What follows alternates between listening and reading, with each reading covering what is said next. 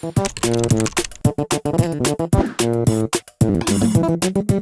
everyone, Paul Fontaine at Keller Real Estate in Philadelphia.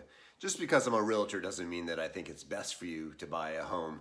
There are pros and cons to renting and to owning, and today we're going to talk about all that so you can decide what's best for you. Stay tuned. A couple things before we start. It's important to look at and review your finances to become clear on what your budget is. For renting, that just entails making sure that you have at least 2, if not 3 months of rent available for move-in. For buying, it's best to contact a mortgage lender to get a pre-approval letter. They'll ask you certain questions and give you a clear understanding of how much you're pre-approved for, and also what your closing costs will be, and also what your monthly estimates will be.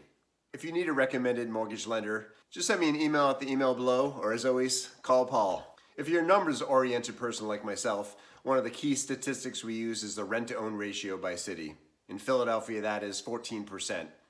Anything less than 20% means it tends to be better to own versus renting.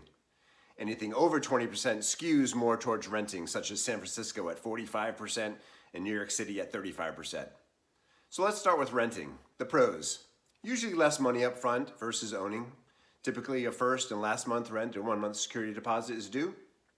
Tends to be less responsibility since you aren't in charge of fixing or updating things like appliances and leaking roofs, flooded basements.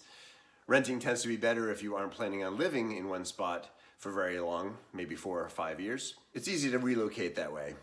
You can invest your money also in other things versus using it for down payments.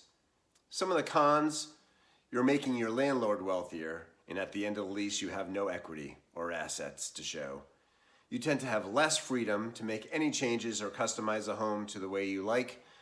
You have to deal with some landlords and rely on them for making repairs or address any issues. And rents tend to increase annually. Now let's move on to owning, also known as buying. Some of the pros are you own an asset that tends to typically increase in value each year. Typically home prices appreciate at around 4 or 5% each year. Each month you pay down your debt and increase your equity, which is how much you own of the house. You can do whatever you want with your house. You can paint it different colors, you can change the floors, you can rip down those ugly popcorn ceilings, put in new appliances. Your monthly mortgage payment, which is your principal and interest, are locked in traditionally for 30 years, so your payment won't go up like your rent may. You also get bigger refunds in April when you do taxes, since you get to deduct mortgage interest you paid, along with insurance, taxes, etc. Some of the cons, closing costs can be a large amount of money, maybe 4 to 6% of your home price. Also, down payments can range from 3 to 20% of the home price depending on what you want to do. There's obviously more responsibility. You have to fix things, you need to update things. There's a little less flexibility in terms of relocating or moving. It takes a bit longer and it can cost you 5 to 6% to sell your property should you want to move.